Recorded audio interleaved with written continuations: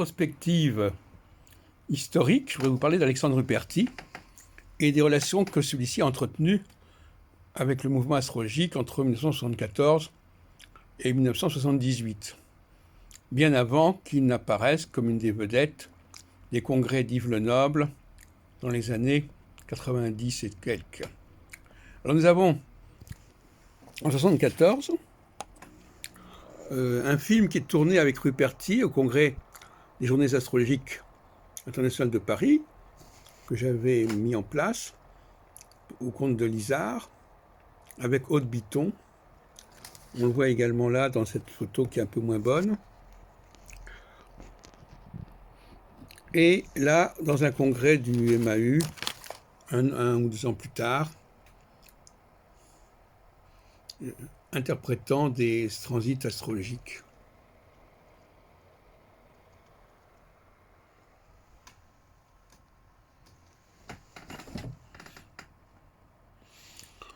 Alors, on retrouve également Ruperti en 77, dans les congrès de mai 77, on reconnaît avec ses lunettes, ça va. Il n'est pas très bonne l'image, mais enfin, c'est quand même lui. Et en 78, il est venu jusqu'à Saint-Maximin, au congrès MAU de Saint-Maximin. Mais il était déjà venu à notre congrès de 78, il viendra un peu plus tard, au mois d'août 78, dans le cadre du congrès sur l'enseignement astrologique, où il a été un élément essentiel de la rédaction d'une résolution. Donc là, vous me voyez, en 78, aux côtés entre Marie Clavel, Garel et Ruperti, qui viendront ensuite rejoindre Yves Lenoble en la décennie 90. Là, vous avez quand même quelqu'un d'assez important, qui est Brahi.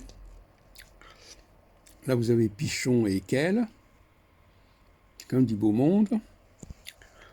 Et puis Éric Veil, de Suisse. Et puis là, au congrès 77, vous avez notamment Charles Harvey, président de la British Association, et un astrologue danois. Et derrière moi, on voit Yves Lenoble.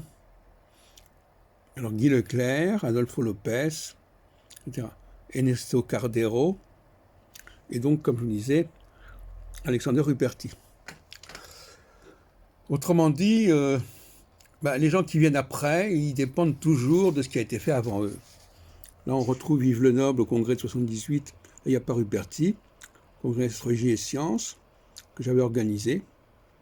À côté d'Yves Lenoble, il y a Marielle Garel. Là, c'est Marcel Loquin, Olivier Perbrun. Donc, on a déjà vu ces photos, Pierre Ekel. Voilà, donc on ne peut pas dire qu'il ne s'est rien passé d'important et de rassembleur dans les années 70 et 80, comme le laisse entendre trop souvent Yves Lenoble.